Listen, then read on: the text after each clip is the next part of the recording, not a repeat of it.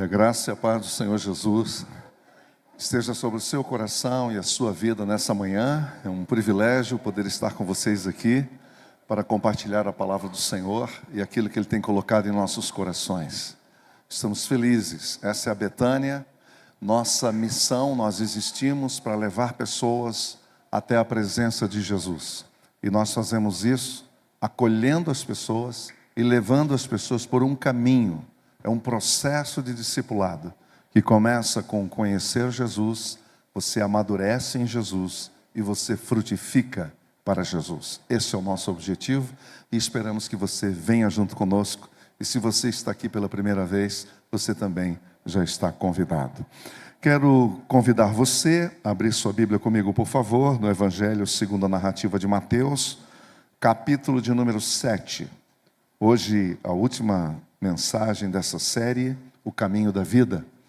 Esta é a série que nós iniciamos o ano, O Caminho da Vida. Há um caminho da vida.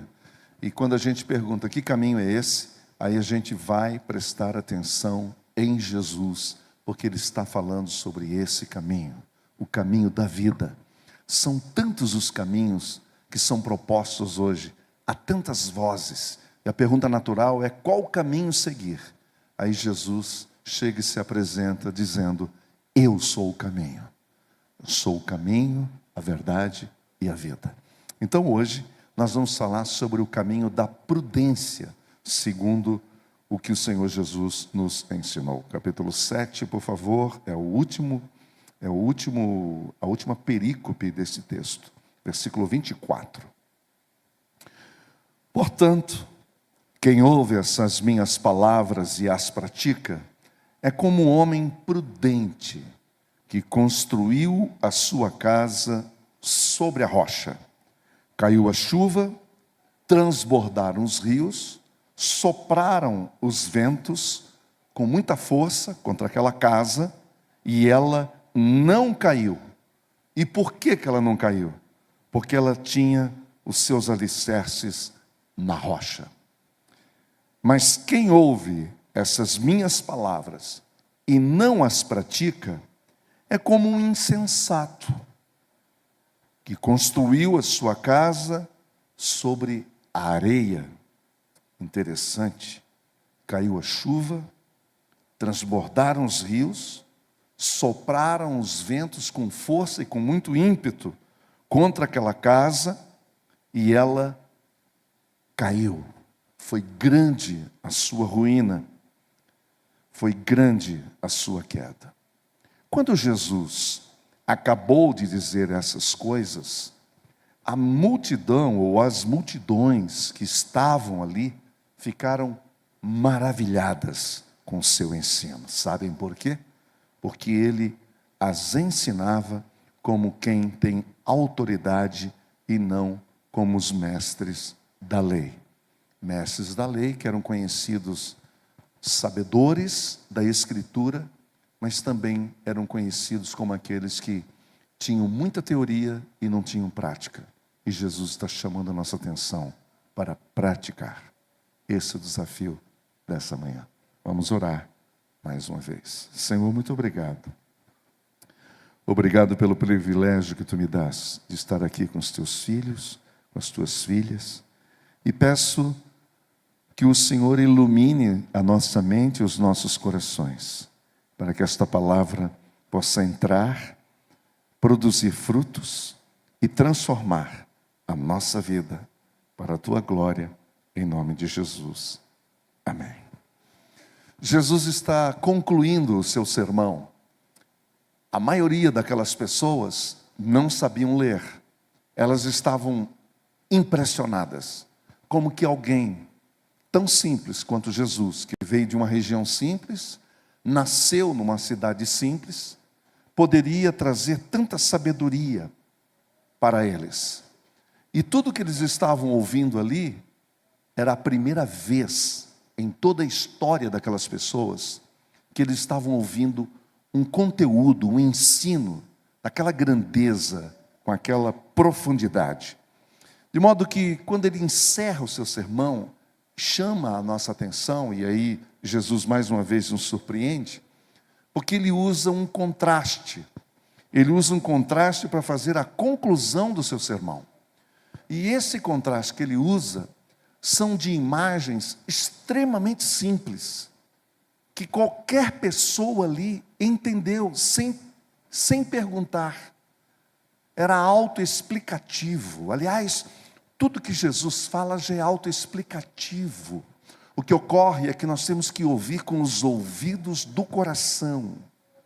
E aí você vai entender o que o Senhor Jesus está falando para nós.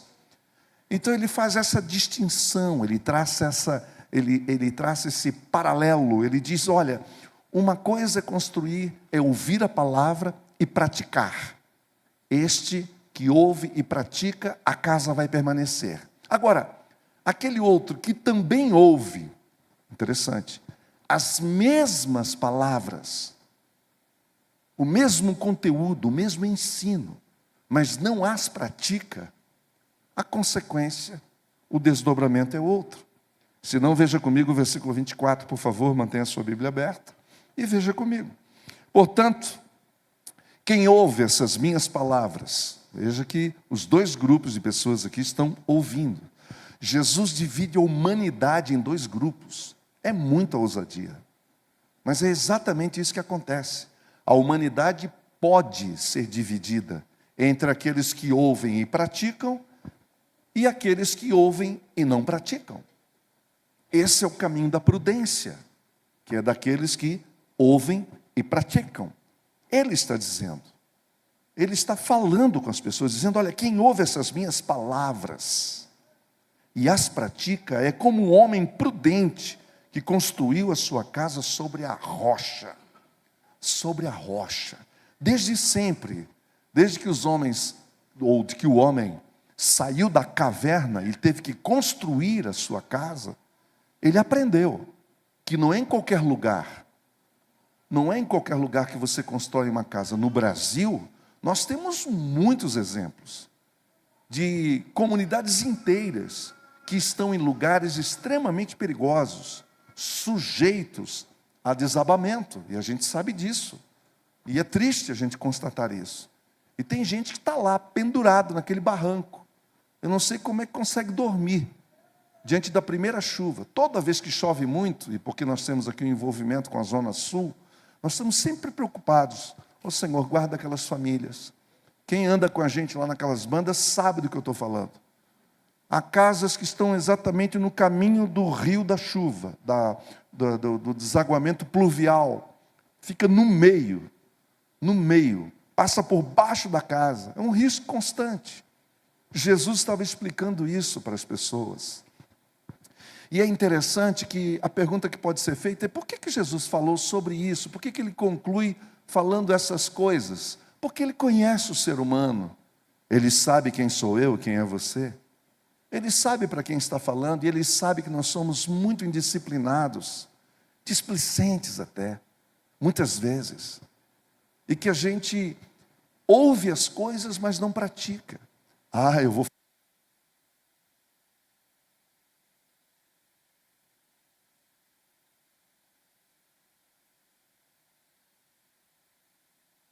por essa experiência. Quem aqui nunca ouviu da sua mãe aquela verdadeira liçãozinha, dizendo, eu falo e você não presta atenção? Eu não vou ficar sozinho nessa. Quem já ouviu essa aí? Amém, glória a Deus. Não é verdade? Toda mãe falou isso. Eu falo e você não presta atenção. Quando eu falei essa frase para os meus filhos a primeira vez, adivinha de quem que eu lembrei? Da minha mãe tentando, veja bem, a palavra é forte, mas é isso, exatamente isso. Inculcar, colocar na minha cabeça, dentro da cabeça. Eu lembro da mamãe falando assim, se eu pudesse eu abria a sua cabeça. Eu achava aquela figura assim muito forte, porque criança imagina as coisas, né, gente? Criança imagina as coisas. Acho que Jesus está dizendo assim, deixa eu falar uma coisa para você, e que precisa ficar gravado nas paredes do coração de vocês, com letras de fogo. Com letras de fogo. Eu estou diante de uma grande multidão, e eu sei que aqui eu posso dividir esse grupo em dois. Os que ouvem e praticam, e os que ouvem e não praticam. O prudente constrói o seu caminho sobre a rocha. É a decisão mais sábia e mais segura. Não obstante, ser a mais dispendiosa e a mais trabalhosa, e isso é verdade. Porque não é fácil praticar a palavra. Porque não é fácil você tomar a decisão de dizer, eu vou viver isso aqui. A sua fidelidade, a sua sinceridade de quem ouve e pratica, não impede, não nos isenta de passarmos pela tempestade. Veja que Jesus falou isso aqui. O que ele está dizendo é, todos vão passar pela tempestade. Ninguém fica isento de passar pela tempestade. Agora, o que nós precisamos saber é se você vai resistir à tempestade. Veja esse exemplo, de alto a baixo, de todos os lados, vieram as provações, as chuvas, as inundações, os ventos. Ora, gente, eu poderia pegar essas três figuras e torná-las em exemplos do nosso dia a dia. Nós enfrentamos chuvas, muitas chuvas. Na Bíblia você tem a chuva como uma bênção ou como um julgamento. Ela pode ser uma bênção, mas pode ser um julgamento. Quando Noé, por exemplo, estava diante do final da construção da sua arca, o que ele estava esperando era uma grande chuva que de fato veio. Mas veio para destruir tudo. E destruiu tudo. Foram salvos apenas os que estavam dentro, no interior daquela arca. A inundação matou milhares. Agora, às vezes não passamos por inundações, mas por vendavais. Vendavais é aquilo que vem de repente. De repente. Está tudo bem lá na sua casa, está tudo tranquilo. Você está em paz com a sua esposa, com o seu marido. Está tudo bem no seu trabalho, até que bate um vento forte. Pegou todo mundo de surpresa. Aliás, eu quero abrir um parênteses aqui em Londrina, quando estiver ventando muito, por favor, não saia de casa. E se já tiver saído, procure um estacionamento aberto e fica parado lá, até parar o ventão todo. Vocês sabem por que eu estou falando isso. Porque há árvores que não resistem. Há árvores que não resistem à força do vento. E é exatamente disso que Jesus está falando. Falando, olha, para você resistir os vendavais, você tem que ter raízes sólidas e profundas. Há um mês atrás caiu uma árvore na frente do nosso condomínio ali. Quando eu vi a raiz, não tinha nada. Eu jamais imaginei que aquela bruta, porque ela era forte, pudesse ter tão pouca raiz. A gente não vê, porque está do lado de dentro, está dentro, você não consegue perceber. Alguém aqui sabe, passando na cidade de Londrina, dizendo, esta árvore vai permanecer, a outra não. Não, aquela que você pensou que ia permanecer, não permaneceu porque não tinha raízes. Ela não estava arraigada o suficiente. Ela não tinha fundamento sólido o suficiente. O Spurgeon, falando sobre esse texto, ele diz o seguinte, todos juntos combateram contra aquela casa. Ele está se referindo às chuvas, inundações e os ventos. Todos juntos, foi um conjunto que batalhou contra aquela casa e ela resistiu bravamente, sabem por quê? Por causa da força da sua fundação, porque o apoio principal está sólido,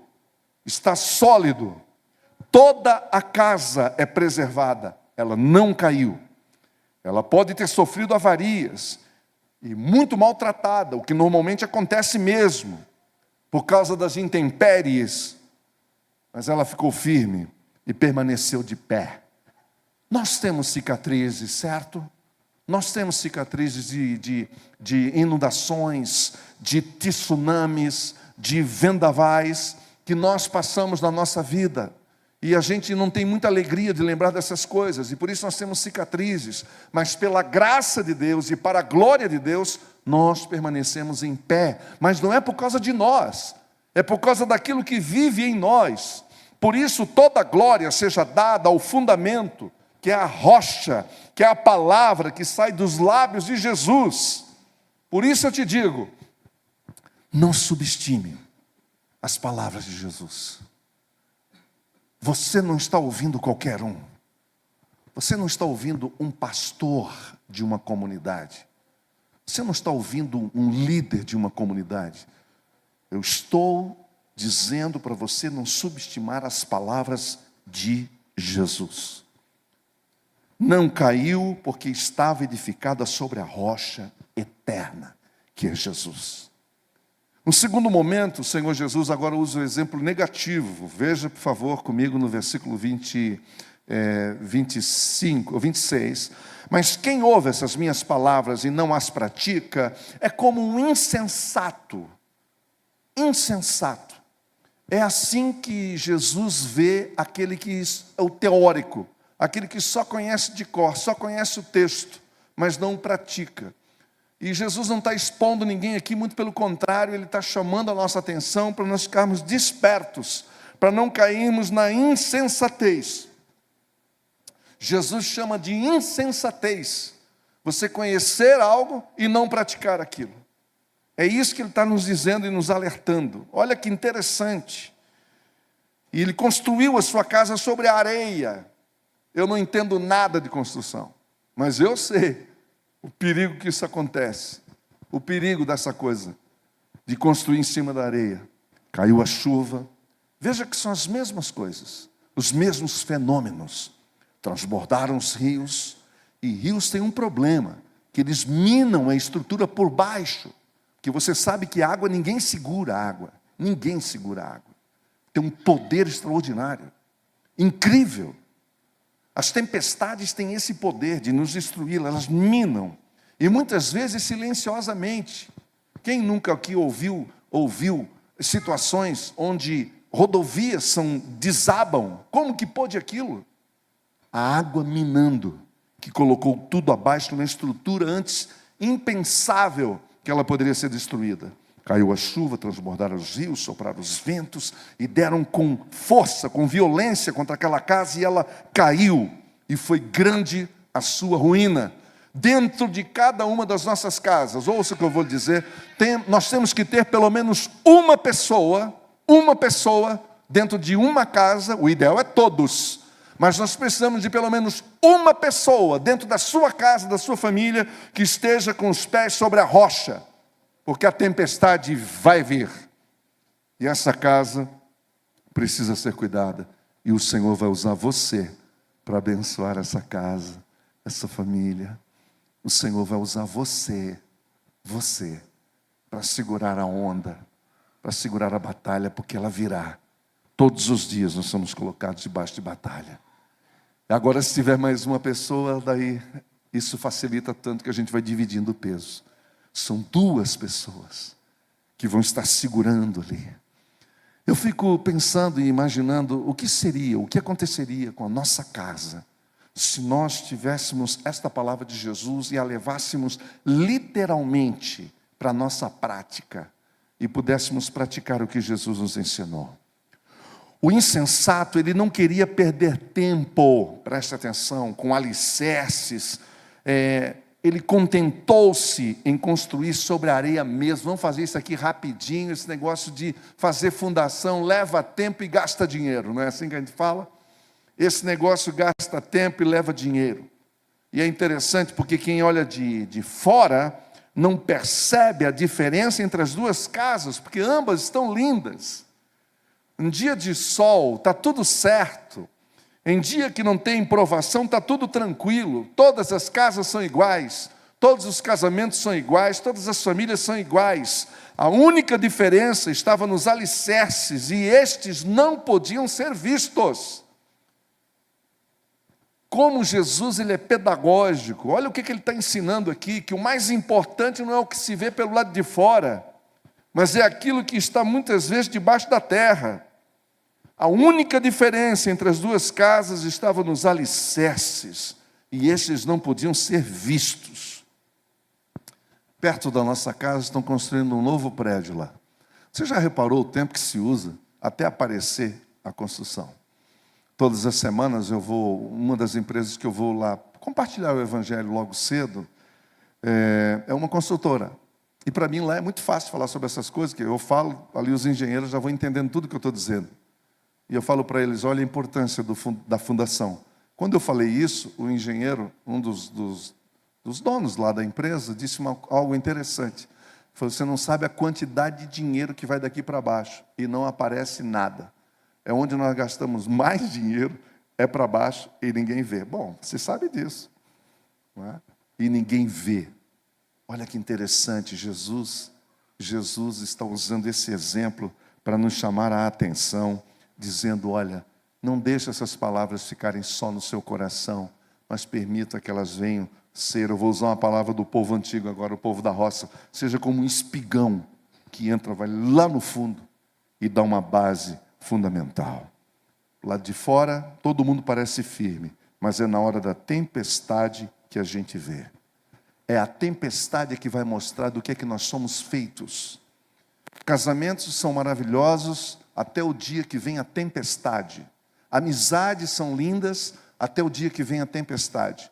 Você é o queridinha, queridinha, até o dia que vem a tempestade. Só depois que uma tempestade veio sobre as duas casas com grande ferocidade, com chuva no telhado, com força, rios minando por baixo, ventos às paredes, impetuosamente, ali é que foi revelada a diferença fatal e fundamental. Na verdade, o que eu estou tentando dizer, agora eu vou falar de um modo mais simples, é que quem se alicerça na palavra e as pratica, amadurece, se torna maduro. Quem apenas conhece o texto e não a pratica, continua na infantilidade espiritual. Continua infantil, nunca frutifica. A casa edificada sobre a rocha, ela resistiu à tormenta, enquanto que a casa sobre a areia ficou completamente destruída. E da mesma forma, Jesus fala conosco hoje e nos alerta. Ele sabe que nós estamos ouvindo as suas palavras, porém ouvir não é o suficiente. Não basta ler a palavra, não basta participar das reuniões, das celebrações, não basta ouvir uma mensagem. E mais, não basta respeitar o seu ensino, ou até admirá-lo, ou até mesmo defendê-lo. Eu posso fazer tudo isso sem crer em uma única palavra. Quem aqui já sentou numa escola, numa academia de teologia, sabe do que eu estou falando. É possível sim ter um professor de teologia dentro de sala de aula te ensinando coisas que ele não crê, que ele não acredita. E eu conheci vários. Você entende o que nós estamos falando aqui? É interessante. Muitos fazem isso, e fazem até muito bem. Eles manipulam o texto, eles interpretam o texto conforme eles querem. Gente, por que há tanto abuso na igreja brasileira? Por que há tanto abuso? Porque o número de abuso, ele é inversamente proporcional à qualidade da prática da palavra de Deus na vida do povo de Deus. Falando isso de outra maneira, é impossível, no mínimo muito difícil, você abusar espiritualmente de uma pessoa que conhece e pratica a palavra de Deus. Você não vai cair na mão do abusador, porque você sabe quem te ensinou, você sabe quem é o seu professor. Então, não basta ler, é mais do que isso. Eu posso fazer tudo isso sem crer em única palavra. Olha como é sério isso. Quem aqui já trabalhou com evangelização, em pessoas de rua, por exemplo, em situações de rua, sabe do que eu estou falando. A gente encontra um monte de doutores de Bíblia e professores de Deus. Você chega para falar do amor de Deus para ele, fala, ó rapaz, isso aí é tranquilo, olha. Aí começa a decoreba. Tudo de cor, mas é só pelo lado de fora. Tem muita gente, ou há muitas pessoas, tentando viver a sua vida cristã, sem ser dirigido e controlado pela palavra de Deus. E eu vou falar algo aqui. Você que está há bastante tempo na terapia, não tem nenhum problema, calma aí, está tudo certo. Você que depende de um terapeuta, seja qual for, um um psicanalista, um psicólogo, e tudo isso está aí para servir a sociedade. E eu espero que todos estejam fazendo um bom trabalho, para que você seja abençoado. Mas eu quero dizer para você que muitos dos seus questionamentos vão ter as suas respostas nas palavras de Jesus. E você vai parar de fazer muitas perguntas para os seus terapeutas, porque você vai encontrar a resposta em Jesus.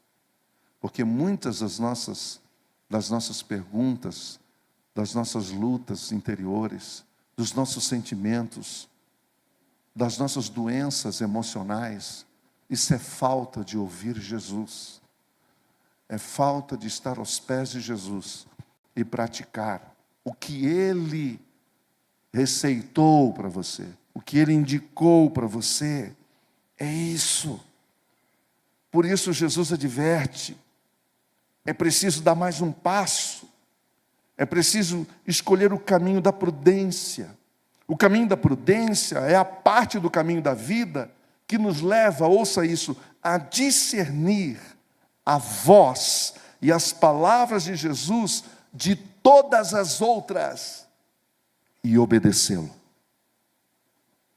O prudente obedece. O prudente, ele faz o que ele ouve, porque ele crê em quem está falando. Por isso, ele não resiste, no sentido de resistir. Ele não procrastina, ele apenas crê e pratica. E só uma tempestade pode revelar essa verdade. É na tempestade que nós somos provados e aprovados por Jesus. O Senhor Jesus, Ele nos prova para nos aprovar, Ele não nos prova para nos reprovar. A gente precisa lembrar disso. Todas as vezes que eu e você somos tentados, somos provados, nós estamos sendo provados para sermos aprovados e não reprovados. É na tempestade que nós somos realmente testados. O que Jesus está nos ensinando no final do seu discurso é que nenhum conhecimento intelectual dele, preste atenção nisso, nenhuma profissão de fé verbal pública sobre ele, embora sejam importantes, podem substituir a obediência. Nada disso. E olha que quando você volta um pouquinho aqui no capítulo 6, por exemplo, e até o 7, Jesus disse, nem todos que dizem Senhor, Senhor, herdarão o reino dos céus. Muitos dizem, muitos fazem milagres em meu nome. Olha que interessante. Mas eu vou dizer naquele dia, eu não os conheço. E sabe por quê que não os conhece? O que distingue? O que distingue um homem de Deus, uma mulher de Deus, de uma pessoa ímpia e pagã? O que distingue é a obediência. É isso que distingue um discípulo verdadeiro de Jesus de um religioso. A pergunta não é se conhecemos as palavras de Jesus, se já memorizamos os seus ensinos ao ponto de impressionar as pessoas. Essa não é a pergunta, mas a pergunta é se nós fazemos o que dizemos e se fazemos, ouça isso, o que já sabemos. O que já sabemos. Se nós pararmos para conversar com cada um de vocês aqui pessoalmente, eu tenho certeza que vocês já sabem tudo sobre o Evangelho. Você já sabe tudo. Você pode dizer assim, Zé Antônio, eu não sei não, tem tanta coisa. Mas eu afirmo a vocês, o que é básico você já sabe. O que precisa? Pode responder? Praticar. A gente já sabe o que a gente tem que fazer. E Jesus também já sabia disso. Que nós iríamos ser engolidos pelas circunstâncias. Agora, se o senhorio que professamos é verdade na nossa vida real, isso passa pela obediência. Se seus ensinos não estão afetando a nossa vida. Gente, numa boa aqui, qual que é o maior problema que nós estamos vendo hoje a respeito da igreja? Se não é as pessoas dizendo, aquele lá diz que é crente, mas olha lá como é que é a vida dele. Vocês já ouviram isso, não ouviram? Nós estamos ouvindo isso todos os dias. Não é triste isso? Numa boa aqui, só entre nós. Não dá uma vergonha de dizer que é crente quando a gente ouve essas coisas?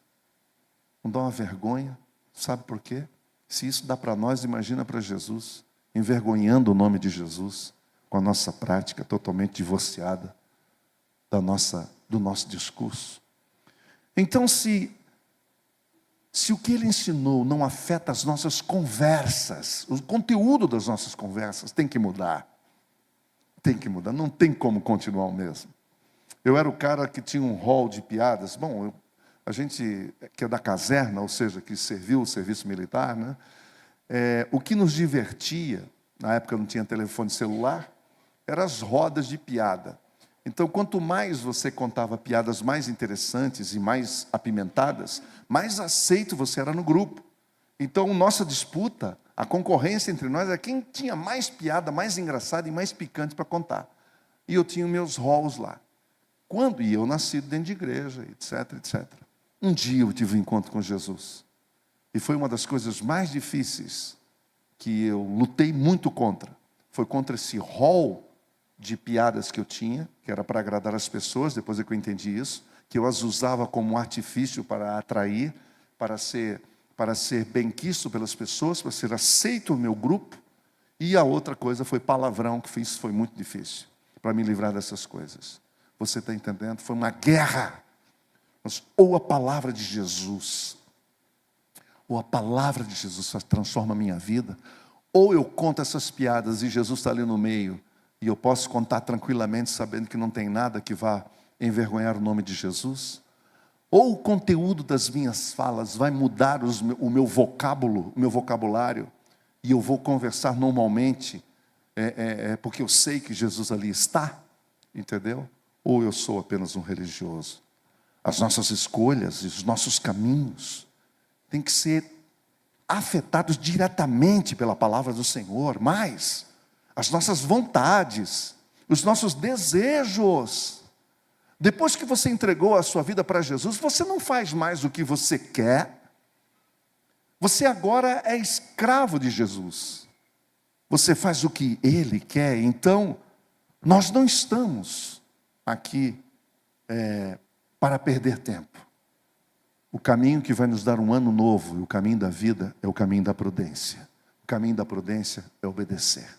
Os apóstolos de Jesus jamais se esqueceram desse ensinamento, e nós precisamos fazer o mesmo. Quando aplicamos o ensino de Jesus em nossa vida diária, nós vamos entender que a Bíblia é um livro perigoso de se ler, e que a igreja é uma oportunidade perigosa para se pertencer. Como disse John Stott, pois na leitura da palavra, nós ouvimos as palavras de Jesus, não é de qualquer um, porque são palavras de vida.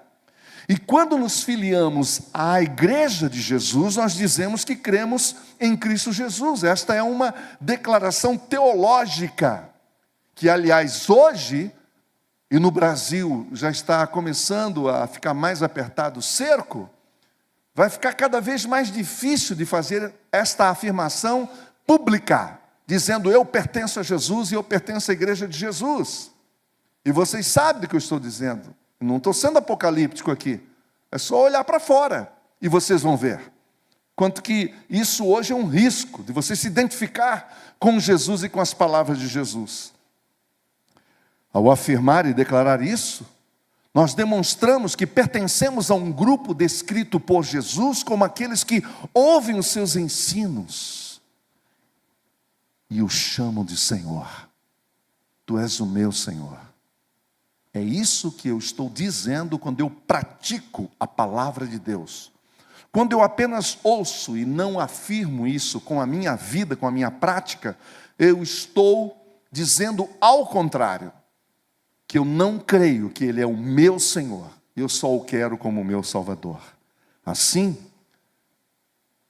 o John Stott conclui esse pensamento dizendo o seguinte: sobre nós vem a séria responsabilidade de garantir que aquilo que sabemos e dizemos está sendo traduzido naquilo que fazemos.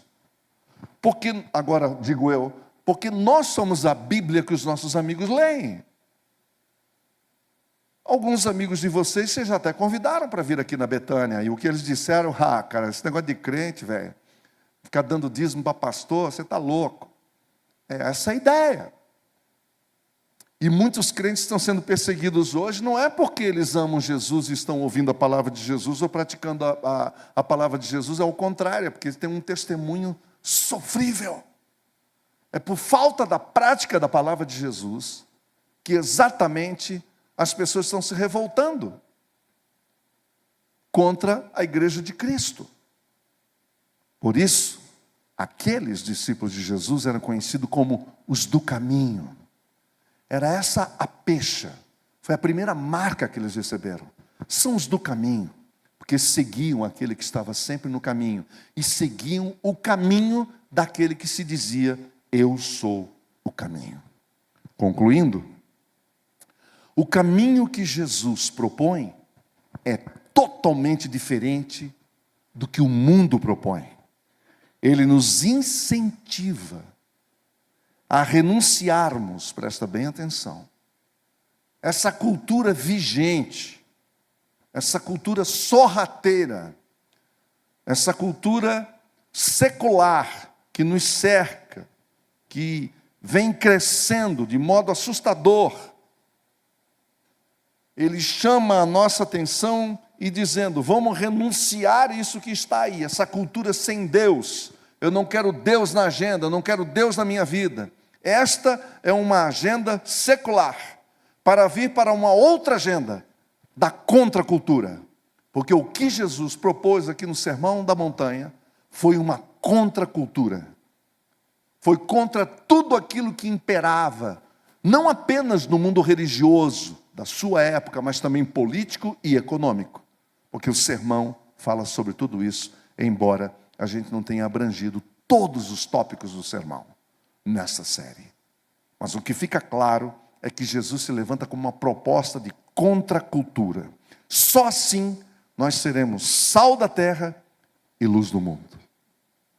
Quando Jesus encerrou as suas palavras, as multidões, elas estavam impressionadas, maravilhadas com seu ensino, porque ele as ensinava como quem tem autoridade, e não como os mestres da lei, os religiosos, que só viviam do discurso da boca para fora. Quando nós praticamos essa palavra, nós passamos para as pessoas em quem de fato nós cremos. Quando deixa só de ser discurso, a gente começa a viver isso, isso faz a diferença. Por isso eu digo a vocês, nós devemos ser praticantes da palavra e não somente ouvintes. O dia, a hora que você disser: eu quero praticar essa palavra, você vai ver que o inferno vai se levantar contra você. Você vai perceber que o inferno vai se levantar contra você. Que pessoas que concordavam com você já não concordam mais. Que pessoas que, entre aspas, te amavam, agora vão dizer: você está diferente. Agora vão dizer: o que está acontecendo com você? Você já não é mais o mesmo. Você não é mais a mesma. É a exata constatação de que a sua atitude está mudando. Você muda não é quando você diz que se torna um cristão ou uma cristã. Você muda quando você pratica o que o seu Senhor te ensina. Aí nós temos uma mudança em nossa vida. Posso concluir? Seus filhos vão agradecer. Uma mãe que é uma mulher de Deus e cumpre a palavra de Deus. Eles vão ratear, porque quem aqui já teve a idade dos nossos filhos também já rateou. Porque a carne é dura, hein? A natureza humana não quer se adequar aos ensinos de Jesus. Que tem que abrir mão, que tem que dar oportunidade para o outro, que tem que perdoar, que tem que liberar perdão, que tem que dar nova oportunidade. que tem que carregar a cruz. Ninguém quer isso. A porta é estreita, o caminho também é estreito. Quem quer isso? Ninguém. Só quando nós pensamos que vai valer a pena, porque vale a pena a servir Jesus, amar Jesus, ouvir as suas palavras e colocá-la em prática. Paulo, falando aos Romanos, no capítulo 10, versículo 17, ele disse: a fé vem pelo ouvir, e o ouvir a palavra de Deus. E a maioria de nós pensa que ele está falando para a gente ouvir sermões. A maioria de nós pensa que ele está nos levando para o Spotify, para o YouTube, para ouvir mensagens dos pastores, e não é isso que Paulo está falando. Paulo está falando: abra a palavra, leia a palavra, medite na palavra, receba a palavra, deixe-se transformado pela palavra e pratique a palavra. Porque a fé vem pelo ouvir, e ouvir a palavra de Jesus. Não é a palavra de um pregador que repete o que ele disse. Não, eu não posso, em hipótese alguma, de terceirizar a minha comunhão com a palavra de Deus. Nós estávamos conversando, Elaine, na semana passada, ali na porta, rapidinho. E, aliás, tomando o nosso café. E aí eu estava dizendo para você: vamos ler o Evangelho de João. Você me perguntou por onde eu começo. Evangelho de João. Vamos ler o Evangelho de João. Vamos conhecer o que João tem para nos dizer. Depois você vai para Mateus. Depois você vai para Marcos. Depois você vai para Lucas. Depois você entra na história dos nossos primeiros irmãos. Depois você vai para as cartas paulinas. E deixe-se transformado. E a sua esposa vai agradecer, porque ela vai ter um novo marido. Glória a Deus. Sem trocar o cara, hein? Sem trocar. É Jesus que vai fazer a troca. Você vai ter novos filhos. Você vai ter novos pais. Porque a palavra faz tudo novo. Seus colaboradores vão agradecer você. Olha, o patrão está diferente, a patroa está diferente. Porque tem umas patroas cristãs aí que só Jesus na causa. E tem uns patrão cristão que, pelo amor de Deus, é de deixar o diabo embasbacado. O capeta fica surpreso. Falou: nem eu tive essa ideia. O bicho é ruim, hein? É gospel, mas é ruim. O cara é ruim, porque é gospel. Esse é um problema. Agora, quem é do Evangelho, quem tem a vida centrada no chão do Evangelho, na senda do Calvário, vai ser transformado pelo Senhor. E o primeiro a mexer vai ser com a minha natureza e com a sua. Aí sim nós seremos transformados. Porque do contrário, e sem palavra sendo praticada, não existe transformação, não existe conversão, não existe a menor possibilidade. É possível você ler a Bíblia toda, de trás para frente, frente para trás, e continuar sendo a exata mesma pessoa, como se nunca tivesse lido. E você sabe que isso é verdade. Quero convidar você para orar. Senhor, ajuda-nos a praticar a Tua palavra. Para nós não é fácil, é difícil. É difícil porque mexe com a nossa natureza. É difícil porque mexe com a nossa raiz, com o nosso âmago, com o nosso eu. É muito difícil, Senhor, obedecer. Precisamos de Ti, precisamos da Tua ajuda para obedecer. Ajuda-nos. Dá-nos fome pela Tua palavra. Dá-nos sede pela Tua palavra. Sede, tira a preguiça. Tira a preguiça, a procrastinação, a falta de disciplina. Ajuda-nos, ó Deus, a nos concentrar em ouvir a Tua voz e praticar a Tua palavra. Em nome do Pai, do Filho e do Espírito Santo. Amém.